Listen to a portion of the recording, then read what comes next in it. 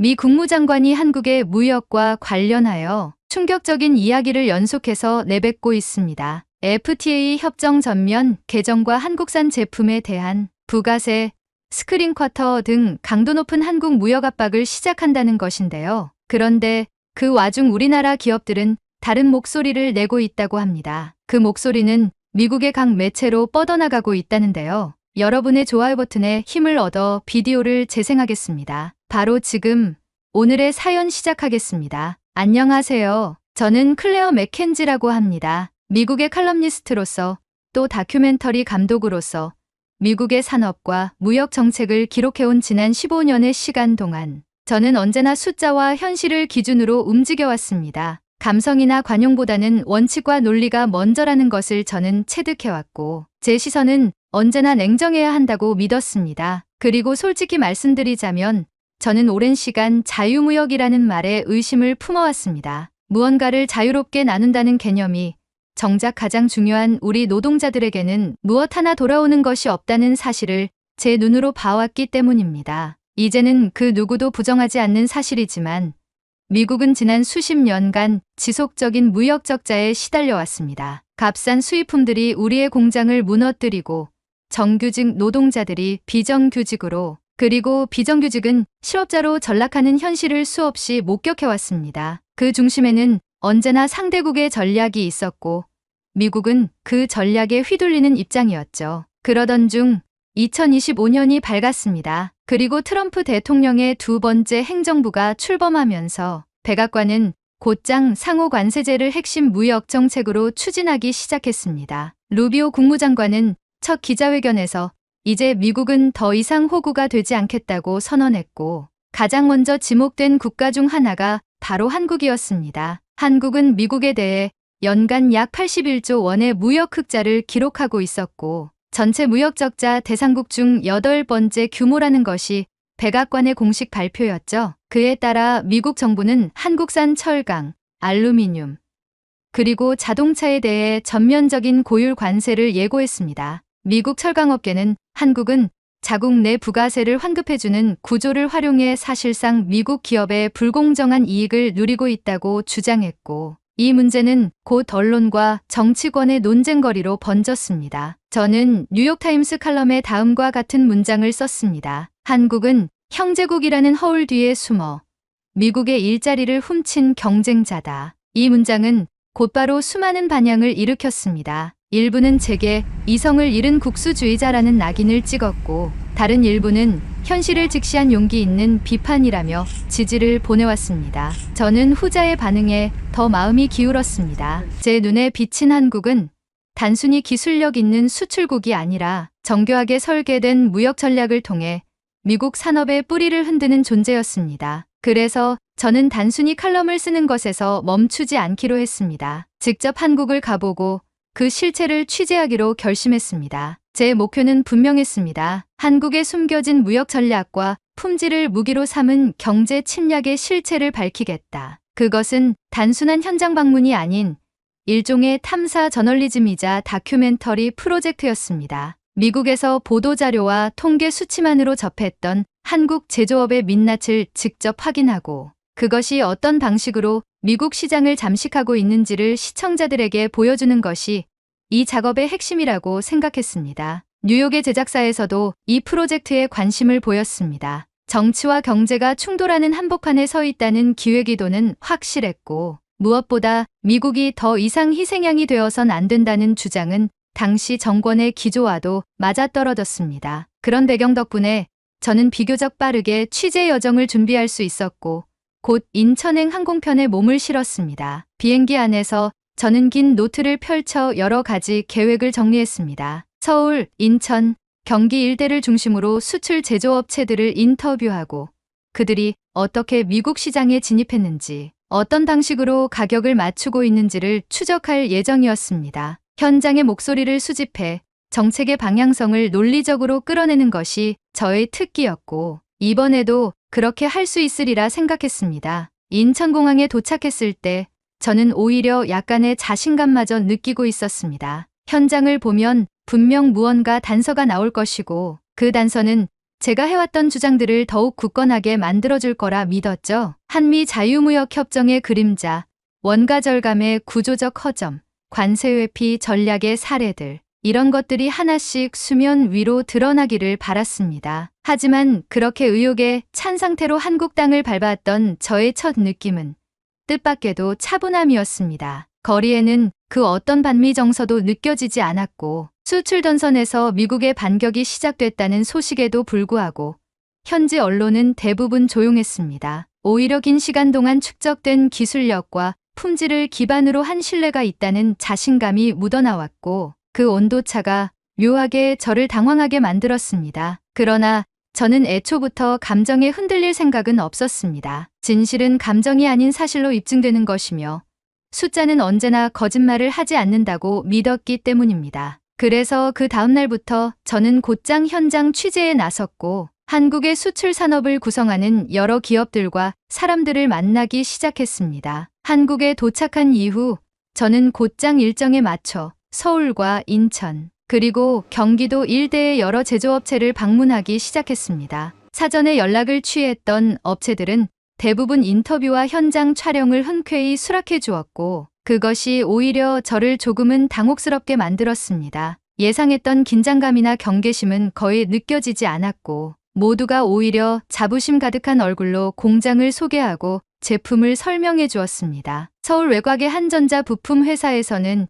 이른 아침부터 조립 라인이 분주히 움직이고 있었습니다. 제가 도착했을 때 한 청년 노동자가 라인 옆에서 고장난 기계를 땀에 젖은 손으로 직접 분해하고 있었고, 상사는 고개를 끄덕이며 저 친구, 원래 전공은 경영학이었어요. 기계는 독학으로 배웠죠. 라고 말했습니다. 저는 놀라지 않을 수 없었습니다. 효율과 단가만 생각했던 제 예상을 완전히 벗어나는 장면이었습니다. 그날 오후 인천의 한 수출 중소기업에서 만난 대표 김윤철 씨는 40 중반의 단단한 인상이 인상적인 사람이었습니다. 깔끔하게 정돈된 작업복 차림으로 직접 저를 맞이하며 공장을 안내해주던 그는 인터뷰가 시작되자 진지한 얼굴로 말했습니다. 우린 싸게 팔 생각 없어요. 대신 품질은 지킵니다. 그게 우리가 살 길이고 미국이 우리를 선택해준 이유예요. 그의 말이 머릿속을 맴돌았습니다. 저는 그동안 한국이 싼 값에 물건을 밀어넣는다고만 생각해왔지만 실제로 만난 사람들은 단순한 가격 경쟁이 아니라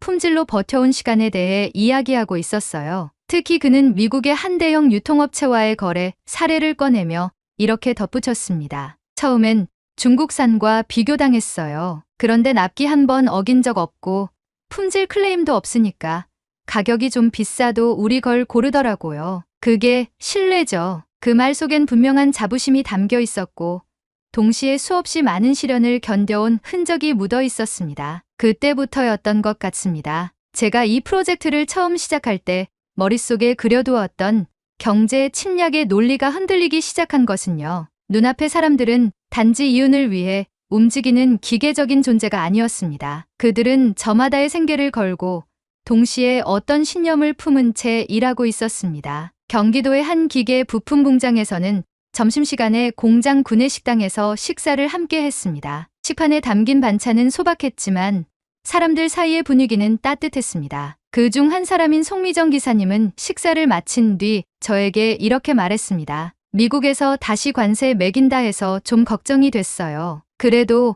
우린 그대로 할 거예요. 원래대로 싸게 안 팔아도 좋으니까 잘 만든 걸로 믿음을 줘야죠. 그녀의 말은 단순했지만 그 안에는 어떤 단단함이 있었습니다. 저는 순간 아무 말도 할 수 없었습니다. 칼럼 속에서 제가 말했던 문장들이 이 사람들의 얼굴 앞에서는 너무 건조하게 느껴졌습니다. 일자리를 훔쳤다. 경제 침략이다. 그 표현들이 과연 이 노동자들의 하루와 맞닿아 있는 언어였을까요? 수치를 근거로 내세운 제 주장이 이 사람들의 손끝에서 흘러나온 땀의 무게를 설명할 수 있었을까요? 며칠 후에는 수출 전용 컨테이너를 다루는 창고 현장을 취재하게 되었습니다. 강풍이 부는 날이었지만 일꾼들은 방한복을 입고 거대한 철제 박스를 쉴 새 없이 옮기고 있었습니다. 박스 하나하나엔 미국 도시 이름들이 적혀 있었고 저는 그 글씨를 바라보며 이상하게 가슴이 먹먹해졌습니다. 이 안에 담긴 건 단순한 제품이 아니라 어떤 신뢰와 약속일지도 모른다는 생각이 들었기 때문입니다. 그날 밤 숙소로 돌아와서 저는 처음으로 노트북을 닫고 조용히 창밖을 바라보았습니다. 서울의 밤은 뉴욕과는 다르게 느껴졌습니다. 고요하면서도 단단했고 복잡하지만 흩어지지 않는 질서가 있었습니다. 저는 그 순간 처음으로 제 안에서 어떤 균열이 생겨나고 있음을 느꼈습니다. 제가 믿어온 원칙과 숫자 너머에 그간 보지 못했던 진실이 숨겨져 있었던 것 같았습니다. 다음 날 인터뷰를 정리하던 중 제작사 쪽에서 연락이 왔습니다. 단가 비교와 이익률 자료는 어떻게 돼가요?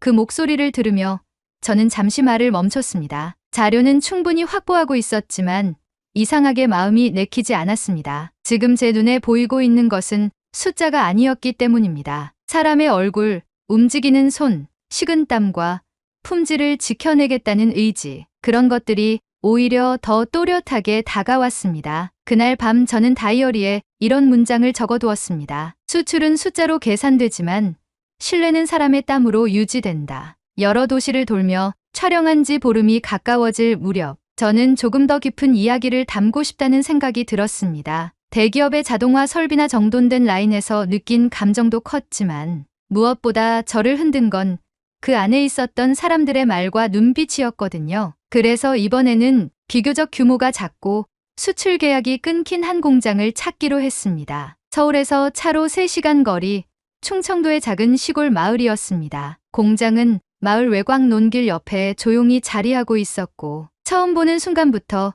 이곳은 참 오래된 역사를 가진 공간이겠구나 싶은 느낌이 들었습니다. 낡았지만 정갈했고 바람에 흔들리는 깃발 하나조차 그 자리를 잃지 않은 듯 단단했습니다. 공장 대표 김재홍 씨는 쉰이 조금 넘어 보였고 깔끔한 회색 셔츠에 작업복 바지를 겹쳐 입은 채 저희를 맞았습니다. 그는 공장 안으로 들어서며 말했습니다. 이젠 여기서도 소리나는 날이 많지 않아요. 수출길이 막히고 나서 기계는 절반만 돌아가고 사람도 줄였죠. 공장 안은 조용했습니다. 기계 몇 대가 간헐적으로 돌아가는 소리를 제외하면 사람들의 움직임도 매우 절제되어 있었고 마치 숨을 참는 듯한 공간이었습니다. 그런데 그 정적 속에서도 이상하게 무너진 느낌은 들지 않았습니다. 김 대표는 안내 중에도 늘 미소를 잃지 않았고 직원들도 제게 커피를 건네며 농담 섞인 인사를 건넸습니다. 작업대 옆 의자에 나란히 앉아 저는 조심스레 물었습니다. 이번 관세 조치 이후에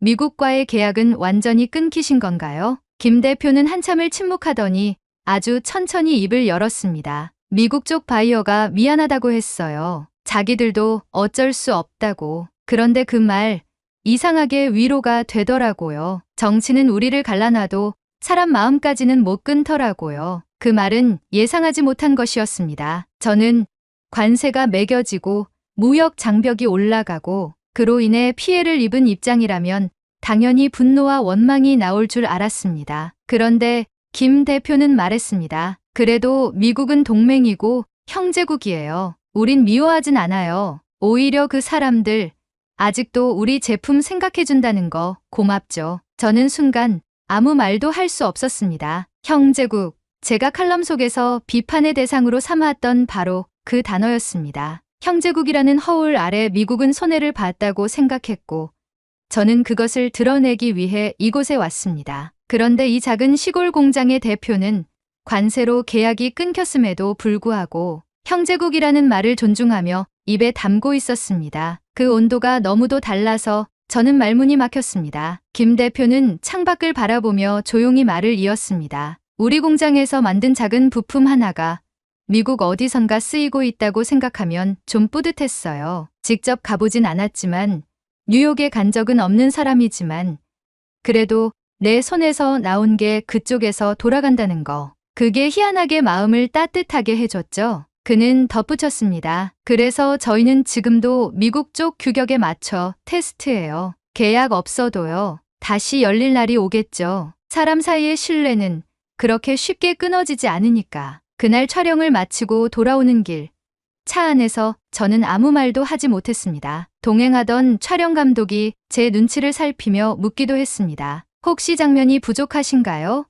하지만 부족한 것은 장면이 아니라 제가 품고 있던 관점이었습니다. 저는 이 다큐멘터리를 경제 고발물로 시작했지만 지금 제 카메라에 담기고 있는 것은 너무나도 인간적인 풍경이었습니다. 이것은 관세나 무역 수지 그래프로 설명할 수 없는 사람과 사람 사이의 이야기였던 겁니다. 며칠 뒤 제작사와의 화상 회의가 있었습니다. 뉴욕 쪽 프로듀서 스콧은 초반 영상들을 검토한 뒤 불만을 드러냈습니다. 클레어, 너무 감성적이야. 우린 정치적 메시지가 필요해. 미국 시청자들은 관세가 정당한 조치였다는 근거를 찾고 있어. 감정의 기대는 콘텐츠는 설 자리가 없어. 그 말은 이해할 수 있었습니다. 저도 오랫동안 그런 기준 안에서 일해왔고 그것이 방송 시장의 냉정한 현실이라는 것도 잘 알고 있었습니다. 하지만 이번만큼은 쉽게 고개를 끄덕일 수 없었습니다. 그래서 조용히 말했습니다. 무역은 숫자의 전쟁처럼 보이지만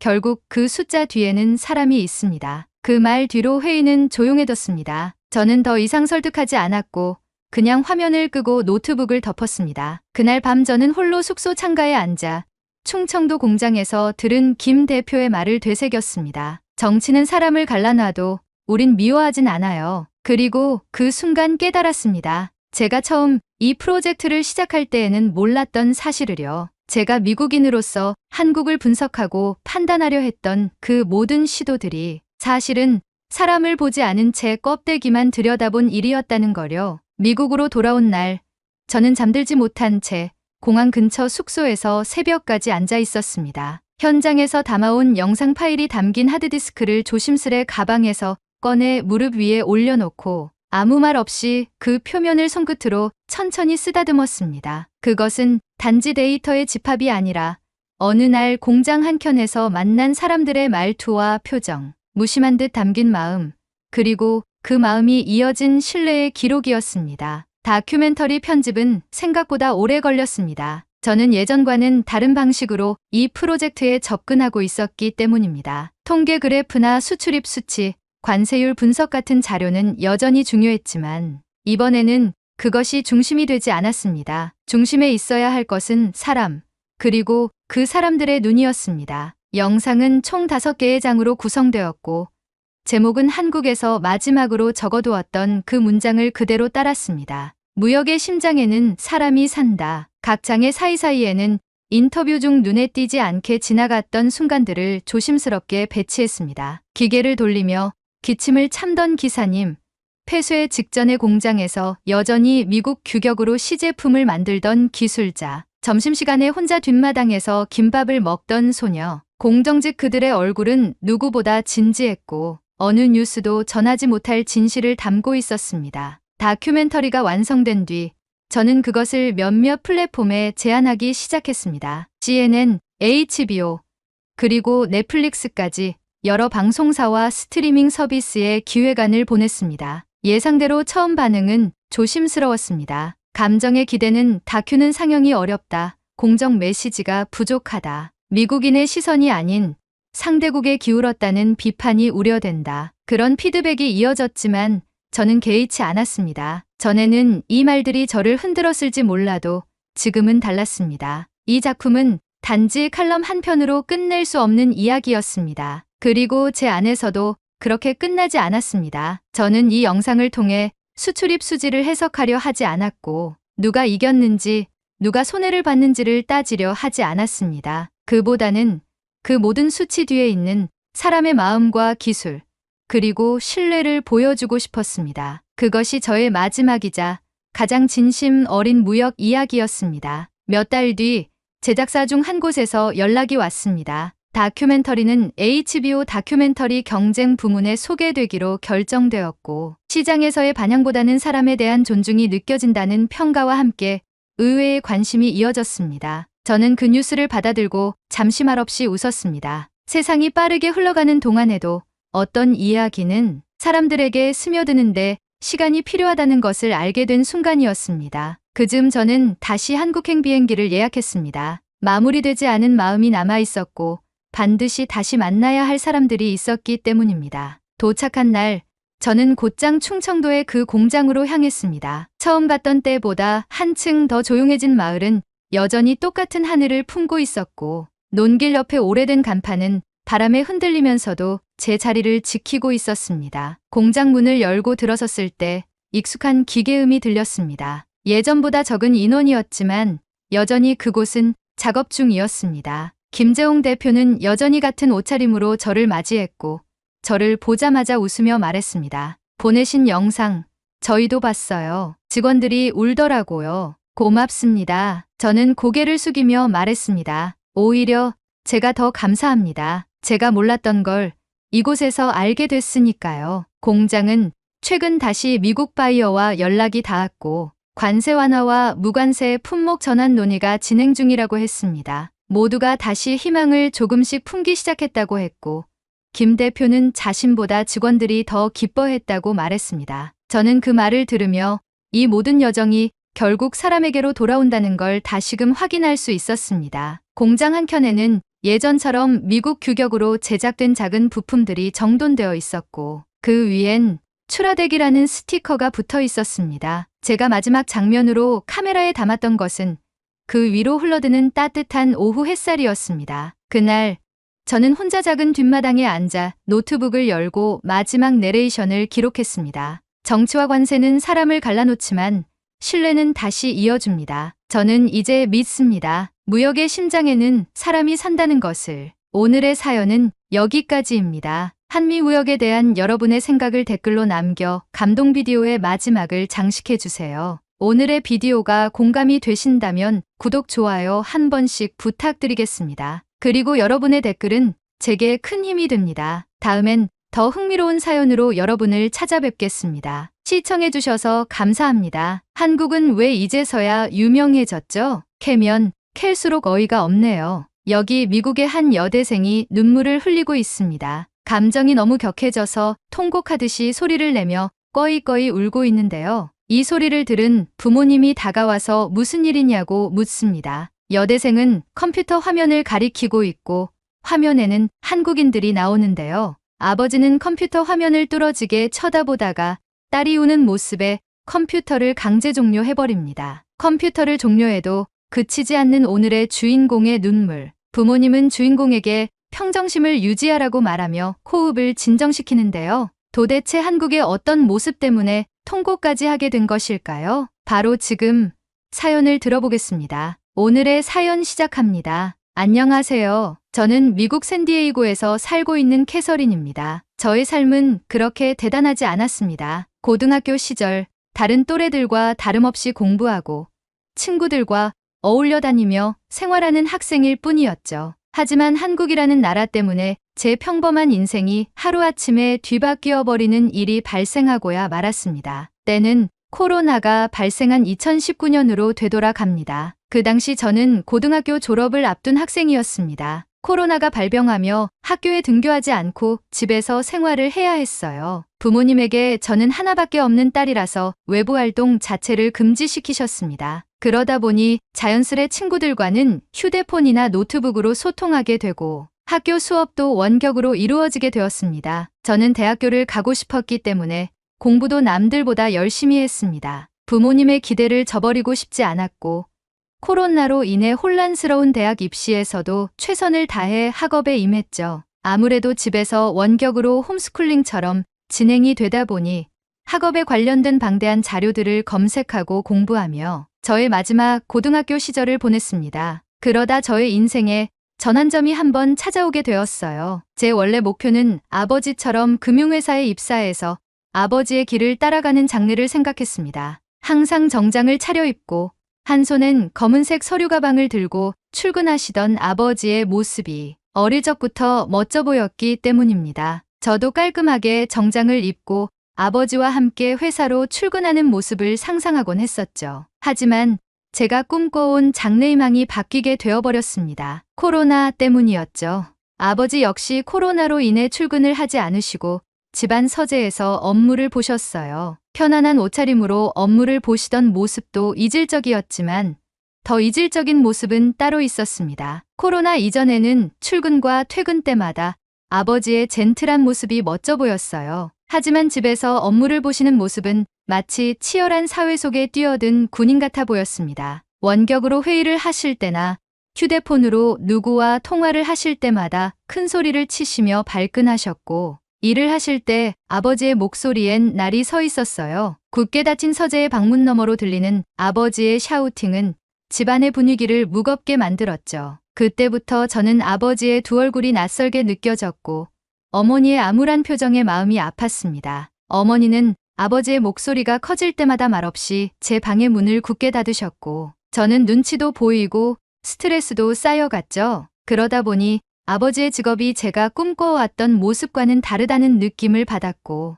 얼마 남지 않은 제 대학 진로에 큰 영향을 미치게 되었습니다. 공부도 손에 잡히지 않고 헤드폰을 끼고 음악을 들으며 멍하니 창밖만 바라보게 되기 일쑤였죠. 그렇게 대학 입시철이 다가오게 되고 저는 진로에 대한 생각이 정리가 되지 못한 채로 어찌해야 될지 모르는 지경에까지 이르렀습니다. 그리곤 생각했죠. 내가 무엇을 할 때 제일 행복을 느끼는가에 대한 질문을 저에게 계속 던졌습니다. 제가 어릴 적부터 원했던 진로가 무너지더라도 제 인생을 새로 개척하고 싶었기 때문이었죠. 그렇게 질문을 던지다가 순간 번뜩이는 생각이 머리를 스쳤습니다. 바로 미디어였어요. 코로나로 인해서 집에 있는 시간이 많아지면서 SNS나 TV 프로그램, OTT 서비스가 활성화되었고 소셜미디어에 수많은 사람들의 관심도가 올라가고 있었어요. 저 역시도 각종 스트레스를 풀 때마다 미디어를 활용하고 친구들과 소통할 때에도 사용하는 것이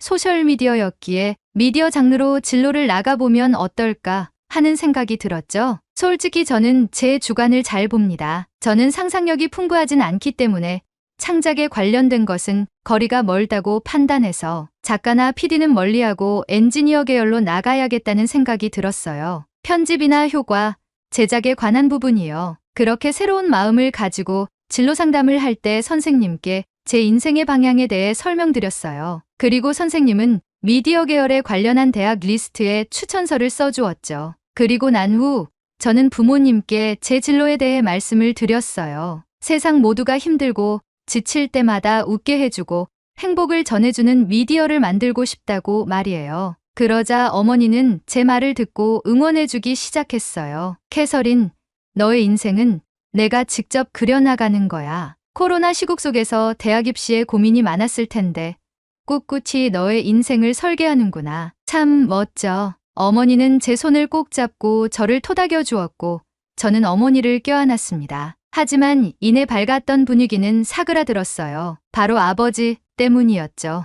아버지는 아무 말 없이 앉아서 바닥만 쳐다보고 있었어요. 저와 어머니는 아버지를 쳐다만 보았죠. 오랜 정적 끝에 아버지가 말을 꺼냈어요. 캐서린, 너의 선택이 옳은 것 같다. 현재 미국 경제는 암흑기야. 코로나로 인해서 많이 힘들어졌지. 나의 모습을 돌아보니 너의 선택에 영향을 많이 끼쳤다는 것을 직감할 수 있었단다. 아빠가 못난 모습을 많이 보여준 것 같아. 정말 미안하구나. 나는 하나뿐인 딸의 꿈을 응원해. 우리 딸이 엄마와 아빠에게 행복한 모습만 보여준다면 우린 그것으로도 기쁠 것 같구나. 잘 자라줘서 고맙다, 우리 딸. 그렇게 저는 부모님의 든든한 지원 속에 대학 입시 준비에 매진하였습니다. 선생님의 추천서로 대학에 면접도 보러 다니며 제 꿈을 향해 한 발짝씩 나아가기 시작했죠. 하지만 제 기대와는 달리 현실은 가혹했습니다. 여느 때와 같이 집에서 노트북으로 영화를 보고 있었습니다. 그런데 그 순간 메일함에서 알림이 울렸어요. 제가 지원한 대학교에서 메일이 왔죠. 저는 부푼 마음에 메일을 열어보았습니다. 하지만 메일에 적힌 내용은 다름 아닌 불합격 통보였죠. 순간 억장이 와르르 무너졌습니다. 제가 어릴 적부터 목표하던 대학교를 못 가게 된 상황에 마주하자 눈에서 눈물이 나기 시작했어요. 때마침 제가 보고 있던 영화의 내용도 여주인공이 슬피 우는 장면이었습니다. 창밖의 날씨는 먹구름이 잔뜩 끼어 있었고 저는 슬픔을 주체하지 못하고 엉엉 울기 시작했습니다. 제 울음소리를 들은 어머니가 놀라 달려오셨고 저는 불합격 메일을 어머니에게 보여드렸습니다. 어머니는 말없이 저를 안아주셨고 대학이 인생의 전부는 아니라고 말하며 예술가의 길은 넓고 방대하기에 관련된 직장을 알아보자고 하셨어요. 제 눈에 흘러내리는 눈물을 닦아주시며 최선을 다해 도와준다고 하셨죠. 저는 어머니에게 말없이 고개를 끄덕이고 울음을 그쳤지만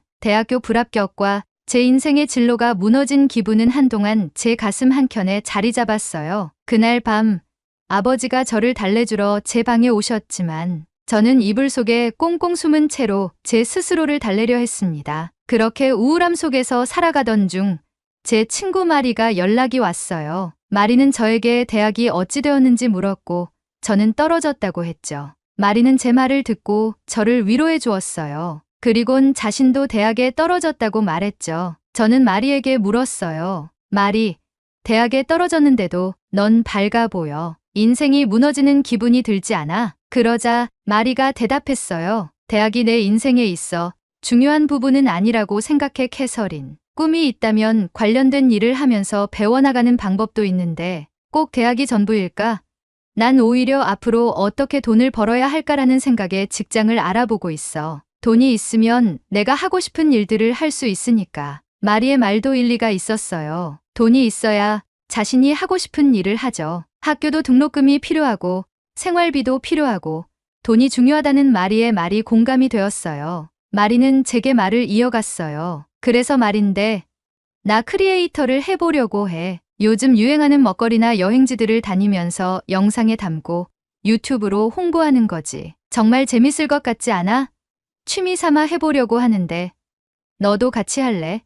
지금은 코로나라 잠시 주춤하긴 하지만 곧 코로나도 풀릴 거라고 하니까 젊을 때 많은 것을 경험해보는 것도 좋을 것 같아. 저는 마리의 말에 호감이 생겼어요. 코로나로 인해 집에 틀어박혀 있을 때마다 즐기는 컨텐츠들은 시청자들로 하여금 대리만족을 시켜주는 내용들의 컨텐츠가 인기 있었으니까요. 자신은 없지만 마리와 함께한다면 좋을 것 같다는 생각이 들었어요. 마리는 평소 쾌활하고 도전적이고 모험심이 풍부한 친구였으니까요. 그래서 저는 마리에게 긍정적으로 생각해보겠다고 말하고 통화를 마쳤습니다. 마리와 통화가 끝난 후 저는 마리의 밝은 모습에 힘을 얻어서 나도 한번 새로운 인생을 설계해보자는 생각을 하게 되었어요. 내가 평소 즐겨하던 것이 무엇일까? 내가 남들보다 자신 있어 하는 것은 무엇일까? 나만의 장점은 무엇일까? 등을 생각하며 행복하게 지낼 수 있는 일들에 대해 메모장에 적어보기 시작했어요.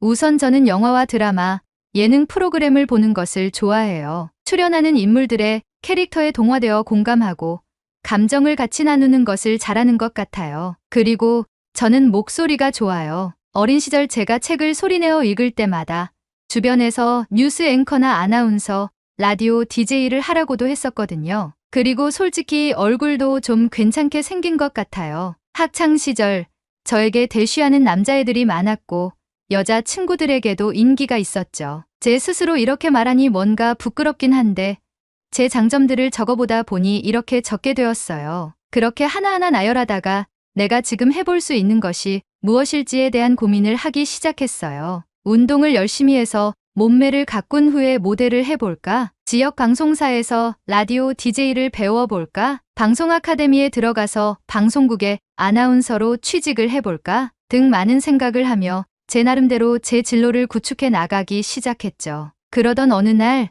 마리에게서 연락이 왔어요. 캐서린, 나 유튜브를 시작했어. 요즘 유행하는 것들을 직접 경험해보는 컨텐츠를 찍어보고 있는데 나랑 같이 하루를 보내는 게 어때? 저는 딱히 하는 것도 없었고 마리가 크리에이터로서 벌써 활동을 한다는 얘기에 힘을 실어주고 싶어서 흔쾌히 알겠다고 했죠. 그렇게 전 마리와 컨텐츠 촬영을 약속한 날 마리의 집으로 갔어요. 마리의 방에 들어선 순간 저는 놀라움을 금치 못했어요. 마리의 방은 마치 스튜디오처럼 꾸며져 있었고 수많은 크고 작은 카메라들과 3개의 모니터, 엄청 큰 컴퓨터 본체까지 짧은 시간에 이렇게 많은 것을 갖추었다는 사실에 놀라웠어요. 마리, 이게 다 뭐야? 마리는 웃으며 말했어요. 나의 작업실에 온 것을 환영해. 열심히 아르바이트해서 모았던 돈으로 장비부터 맞췄어. 크리에이터라면 이 정도는 기본이지. 자, 준비해볼까? 저는 마리가 던져주는 카메라를 들고 배터리와 충전기가 든 가방을 메고 집을 나섰어요. 마리가 걸어가며 오늘 찍을 컨텐츠를 말해주었죠. 오늘은 한인타운에 갈 거야. 거기에 한인마트가 있는데 거기서 재료를 사는 컨텐츠를 찍을 거야. 저는 물었어요. 재료? 재료는 어느 마트에서든 다 파는 거 아니야? 왜 한인마트에 가야 해? 그러자 마리는 웃으며 말했어요. 요즘 한국 문화가 핫하잖아. K-팝의 인기가 올라가면서 나도 자연스레 한국 문화를 접했는데 BTS가 요즘 대세야. 너도 알지? 저는 BTS의 인기를 실감하고 있었고, 저도 K-팝 음악을 간간히 듣던 터라 한국에 호의적이었어요. 맞아. BTS의 노래들은 정말 좋은 것 같아. 세계적인 아이돌이라는 것도 알지. 남자 그룹들 중에서는 그들이 제일 멋진 것 같아. 마리는 맞장구 치며 제게 말했어요. 그래, 캐서린.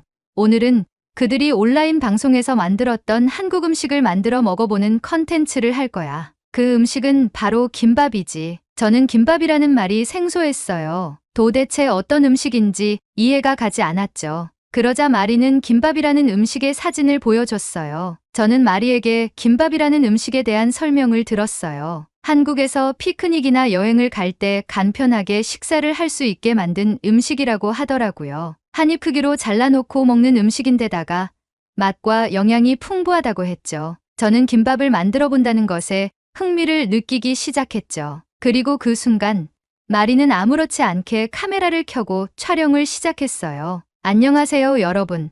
오늘은 한국의 BTS가 추천한 한국의 음식, 김밥을 직접 만들어서 먹어보려고 해요. 그러기 위해선 재료부터 사야겠죠? 그래서 저와 제 친구 캐서린, 우리는 지금 한인마트를 가고 있습니다. 캐서린 인사해주세요. 저는 마리의 텐션에 당황하였지만 마리가 하라는 대로 따라서 카메라를 향해 손을 흔들었어요. 마리는 그런 제 모습에 웃음이 빵하고 터졌고 저도 같이 웃으며 마트로 향했죠. 마리의 모습을 보니 정말 전문 크리에이터 같은 모습을 보였어요. 유튜브에서 간간히 보이는 브이로거들처럼 아주 유연하고 쾌활한 말투로 카메라에 대고 이야기를 이어가기 시작했죠. 저는 마리의 뒤를 따르며 어찌해야 될지 몰랐지만 마리가 잘 이끌어주고 반응을 유도하며 노력하는 모습에 저도 동화되어 어느덧 같이 촬영을 하고 있었죠. 그렇게 저흰 한인마트에 가서 김밥에 필요한 재료들을 구매하는 영상을 촬영한 뒤 마리의 집으로 돌아왔습니다. 촬영을 잠시 멈추고 마리는 숨을 돌리며 제게 말했어요. 이제 김밥 재료를 손질해서 김밥을 만들어 볼 거야. 캐서린, 나의 조수가 되어줘. 넌 지금부터 나의 수셰프야. 저는 웃으며 알겠다고 말하고 마리의 촬영 준비를 도와줬어요. 마리는 정말 준비성이 철저했어요. 하얀색 조리복과 앞치마를 두 벌 준비해서 저보고 갈아입으라고 했고, 그렇게 우린 웃으며 촬영 준비를 마쳤죠. 그렇게 김밥을 만들어보는 촬영이 시작되었어요. 중간중간 이야기도 섞어가며 편안한 분위기에서 촬영을 하다 보니 자연스레 저도 카메라가 익숙해지고 즐기기 시작했죠. 그렇게 우여곡절 끝에 김밥 만들기가 완성이 되었고 우린 김밥을 시식해봤어요. 저는 처음 먹는 한국 음식이 낯설었지만 김밥을 한 입에 넣는 순간 깜짝 놀라고 말았죠. 담백하면서 고소한 향이 입안을 감쌌고 각종 야채들의 아삭한 식감들이 어우러져 건강한 맛이 나는 기분이었어요. 마리, 이거 진짜 맛있다.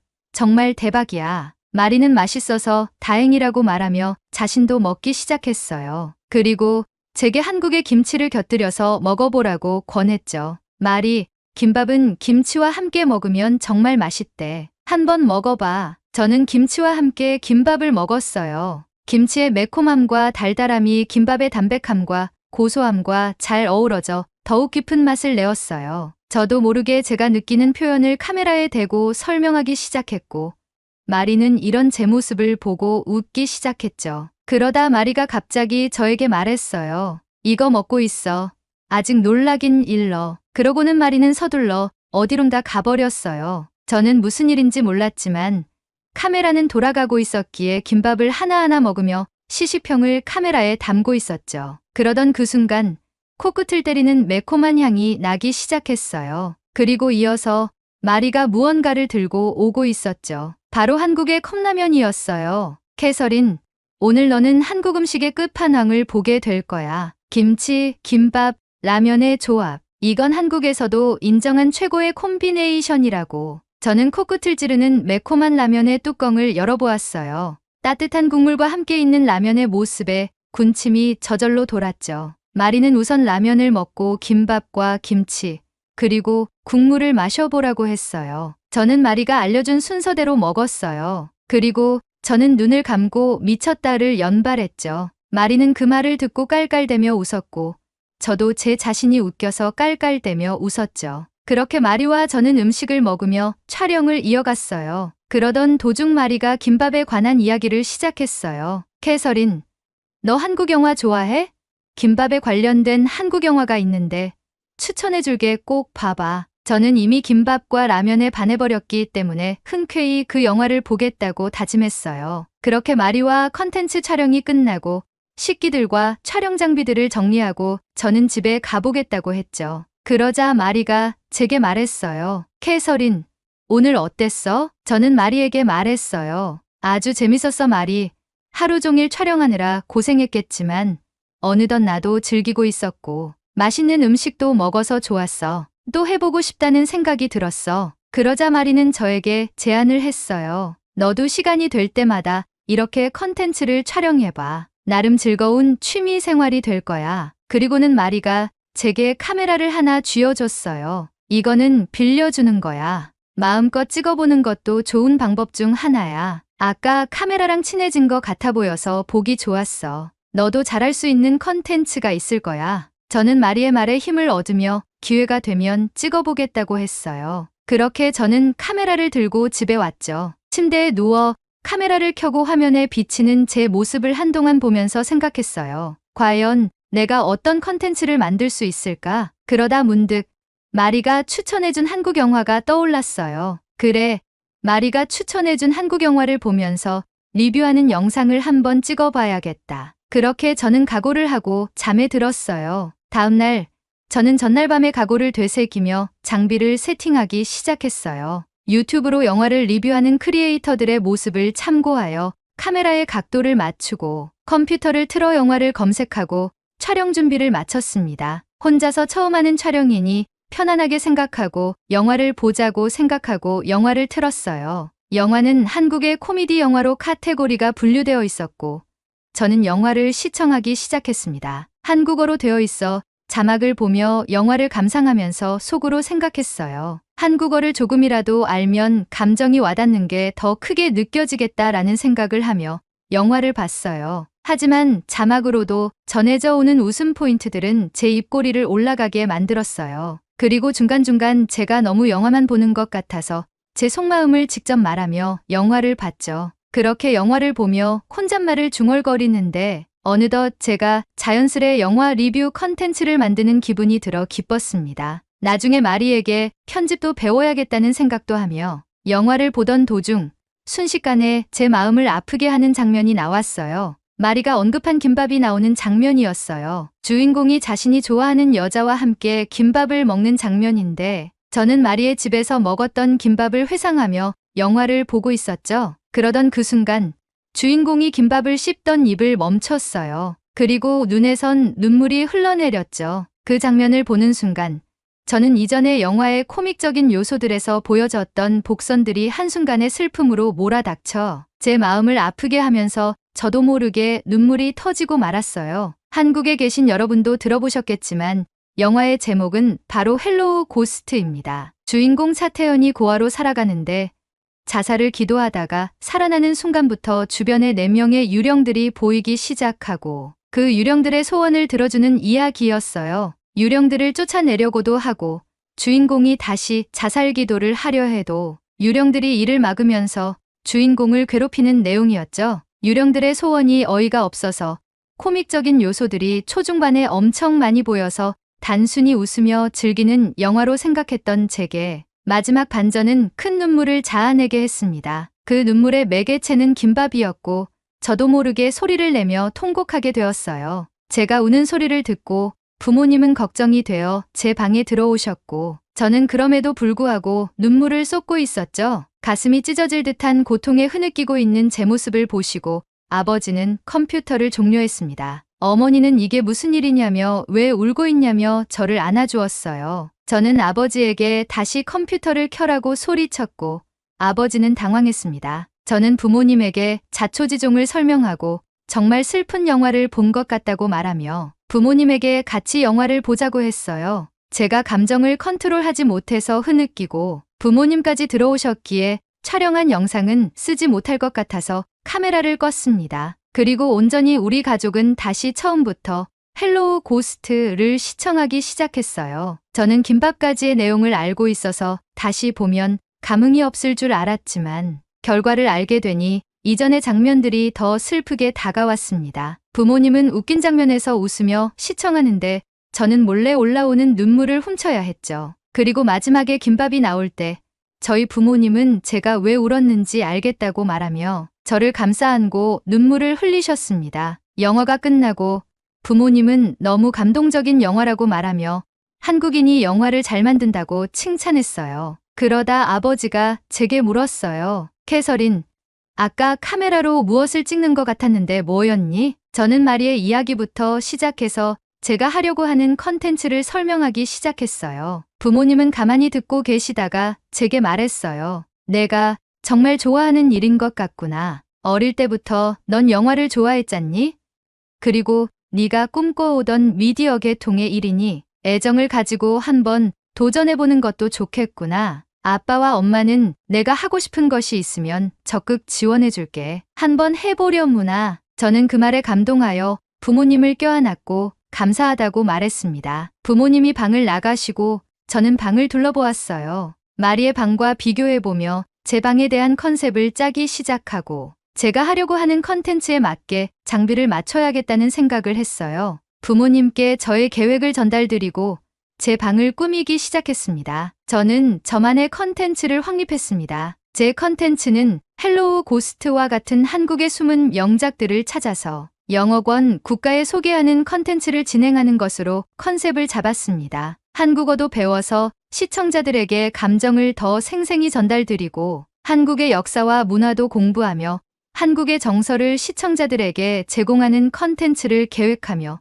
진행하기로 했죠. 그렇게 크리에이터의 길로 접어들게 되었고 지금까지 활동하고 있습니다. 저는 트위치라는 라이브 방송 플랫폼에서 방송 중입니다. 한국에는 트위치 방송이 서비스가 종료되었다고 들었어요. 그래서 저는 한국의 컨텐츠의 해외 반응을 유튜브 영상으로 편집해서 유튜브도 해볼까 합니다. 몇 달 전 한국의 차태현 배우가 출연한 출연작 중 무빙이라는 시리즈가 유행이었어요. 라이브 방송 때 반응이 폭발적이었죠. 이미 수많은 사람들이 한국의 영화, 드라마를 즐기고 있고 호평이 이어지고 있습니다. 여러분이 직접 느낄 수 있도록 유튜브에 업로드할 영상을 만들어 올릴 테니 많은 관심 부탁드립니다. 채널 개설하면 여기를 통해 채널 홍보도 할게요. 헬로우 고스트와 무빙 아직 보지 않으신 분들에겐 정말 추천하는 영화입니다. 제 인생의 진로를 결정할 수 있게 해준 한국의 음식, 김밥과 한국 영화들에게 감사의 인사를 전합니다. 앞으로도 좋은 컨텐츠 기대하겠습니다. 감사합니다. 오늘의 사연은 여기까지입니다. 너도 제보해준 영화 2편을 다 봤는데요. 다시 봐도 명작인 것 같습니다. 외국인들이 공감할 만한 한국의 숨은 명작이 또 무엇이 있는지 댓글에 남겨주시면 감사하겠습니다. 그리고 오늘의 이야기에 공감하신다면 구독, 좋아요 한 번씩 부탁드리겠습니다. 다음에 더 좋은 사연으로 여러분을 찾아뵙겠습니다. 시청해주셔서 감사합니다.